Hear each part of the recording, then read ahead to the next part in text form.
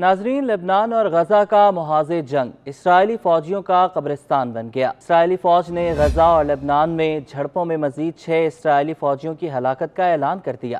اسرائیلی فوج کی جانب سے جاری کیے گئے بیان کے مطابق ہفتے کی شب لبنان میں حزب اللہ کے ساتھ جھڑپوں میں 5 اسرائیلی فوجی ہلاک اور 14 زخمی ہوئے۔ اسرائیلی فوج کے مطابق مرنے والے فوجیوں میں 1 major, 2 reserve captain, 1 reserve master sergeant اور 1 ریزرو سارجنٹ میجر شامل ہیں۔ اسرائیلی میڈیا کے مطابق لبنان میں جاری زمینی کارروائیوں میں اب تک 34 اسرائیلی فوجی ہلاک ہو چکے ہیں۔ اسرائیلی فوج نے شمالی غزہ میں لڑائی کے دوران بھی 1 اسرائیلی فوجی کی ہلاکت کا اعتراف کیا۔ اسرائیلی فوجی کے بیان کے مطابق 22 سالہ اسٹاف سارجنٹ 18 اکتوبر کو شمالی غزہ میں جھڑپوں میں زخمی ہوا، جو زخموں کی تاب نہ لاتے ہوئے ہلاک ہو گیا۔ دوسری جانب حزب اللہ کی جانب سے اسرائیلی شہروں پر راکٹ اور ڈرون حملوں کا سلسلہ جاری ہے۔ اسرائیلی میڈیا کے مطابق حزب اللہ نے شمالی اسرائیل میں میزائل داغے، جبکہ حزب اللہ نے عکا شہر میں عسکری سازو سامان بنانے والی اسرائیلی کمپنی کو نشانہ بنایا۔ اسرائیلی میڈیا کے مطابق کرمائل میں لبنان سے ہونے والے ڈرون حملے میں 2 اسرائیلی زخمی ہوئے، جبکہ حزب اللہ کا دعویٰ یہ ہے کہ حملوں میں کئی اسرائیلی ہلاک اور زخمی ہو چکے۔ حزب اللہ نے شمالی مقبوضہ فلسطین میں صہیونی حکومت کے ٹھکانوں اور صہیونی بستیوں کو نشانہ بنانے اور اس حکومت کے متعدد فوجیوں کی ہلاک اور زخمی کرنے کی خبر دی ہے۔ میڈیا ذرائع کے مطابق حزب اللہ نے اپنے تازہ حملے میں الجلیل کے علاقے میں 75 راکٹوں سے نشانہ بنایا۔ رپورٹ کے مطابق اس حملے میں کئی عمارتوں اور کاروں کو آگ لگ گئی اور نقصان پہنچا۔ صہیونی میڈیا نے یہ اطلاع دی کہ الجلیل کے علاقے قمرہ میں کئی صہیونی زخمی ہوئے۔ حزب اللہ کے مطابق اس نے شمالی حیفا میں زوفولون کے فوجی صنعتی اڈے کو کئی میزائلوں سے نشانہ بنایا۔ 3 دیگر کارروائیوں میں لبنان کی اسلامی مزاحمت کے المرج، المالکیہ اور کرمائل کے بستیوں میں صہیونی حکومت کے فوجی اڈوں کو متعدد میزائلوں سے نشانہ بنایا اور اس میں صہیونیوں کا جانی نقصان بھی ہوا۔ کارروائیوں کے تسلسل میں لبنانی مزاحمت نے المنارہ قصبے میں صہیونی حکومت کے پیادہ فوج کو بھی ڈرون سے نشانہ بنایا۔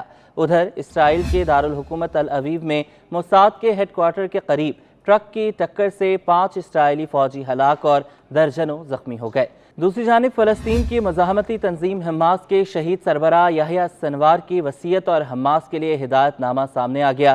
حماس کے شہید رہنما کے آخری تحریری احکامات ظاہر کرتے ہوئے ان میں اسرائیلی یرغمالیوں کے بارے میں واضح ہدایات شامل ہیں۔ فلسطینی اخبار القدس نے 3 صفحات پر مشتمل یہ دستاویزات شائع کی ہیں، جن کو یحییٰ سنوار کی وصیتیں اور ہدایت نامے قرار دیا جا رہا ہے۔ 16 اکتوبر کو اسرائیل کے ساتھ لڑتے ہوئے شہید ہونے والے یحییٰ سنوار نے اپنی ہدایات میں اسرائیلی یرغمالیوں کے محافظوں کو کہا کہ دشمن کے قیدیوں کی جان کا خیال رکھیں اور انہیں محفوظ بنائیں، کیونکہ یہ ہمارے پاس سودے بازی کا واحد ذریعہ ہے۔ یحییٰ سنوار نے لکھا کہ دشمن کے قیدیوں کی حفاظت کرنا انتہائی ضروری ہے تاکہ فلسطینی قیدیوں کی اسرائیلی جیلوں سے رہائی کو ممکن بنایا جا سکے۔ ان کی تحریر میں اس فرض کو پورا کرنے والے افراد کو انعام دینے کا بھی ذکر کیا گیا۔ میڈیا رپورٹ کے مطابق یحییٰ سنوار کی شہادت کے وقت غزہ میں 101 اسرائیلی یرغمالی موجود تھے، جن میں سے 60 کے زندہ ہونے کی اطلاع تھی۔ تحریر کے دوسرے صفحے پر یرغمالیوں کی تعداد اور مقامات کا تذکرہ ہے، جس میں غزہ شہر میں 14، غزہ کے وسط میں 25 اور رفح میں 51 یرغمالیوں کا ذکر ہے، جبکہ چوتھے گروپ کے 22 افراد کا کوئی مقام نہیں بتایا گیا۔ آخری صفحے میں ان 11 خواتین یرغمالیوں کے نام شامل ہیں جنہیں جنگ بندی کے دوران رہا کیا گیا تھا اور جن کے پاس غیر ملکی شہریت بھی تھی۔ اب تک اسرائیل کی طرف سے ان دستاویزات پر کوئی باضابطہ رد عمل نہیں آیا ہے۔ ادھر مصری صدر عبد الفتح السیسی نے غزہ میں قید 4 اسرائیلی قیدیوں کی رہائی کے بدلے غزہ میں صرف 2 روز کی جنگ بندی کی نئی تجویز پیش کر دی۔ غیر ملکی خبر رساں ایجنسی کے مطابق مصری صدر کی جانب سے پیش کی جانے والی تجویز میں کہا گیا ہے کہ 4 اسرائیلیوں کے بدلے اسرائیلی جیلوں میں قید کچھ فلسطینی رہا کیے جائیں گے اور غزہ میں 2 دن کی جنگ بندی ہوگی۔ مصری صدر نے کہا ہے کہ تجویز میں یہ نکتہ بھی شامل ہے کہ اس عارضی جنگ بندی کے 10 روز کے اندر مستقل جنگ بندی کے لیے مذاکرات کا آغاز ہوگا۔ اب تک حماس اور اسرائیل کی جانب سے اس تجویز پر کوئی رد عمل سامنے نہیں آیا، تاہم مذاکرات کے حوالے سے باخبر فلسطینی اہلکار کا کہنا ہے کہ انہیں امید ہے کہ حماس اس نئی تجویز پر غور کرے گی، لیکن حماس اس بات پر قائم ہے کہ کسی بھی معاہدے کے نتیجے میں جنگ ختم ہونی چاہیے اور اسرائیلی افواج کا غزہ سے انخلا ہونا چاہیے۔ دوسری جانب اسرائیل کا موقف یہ رہا ہے کہ جنگ اس وقت تک ختم نہیں ہوگی جب تک غزہ سے حماس کا خاتمہ نہ کر دیا جائے۔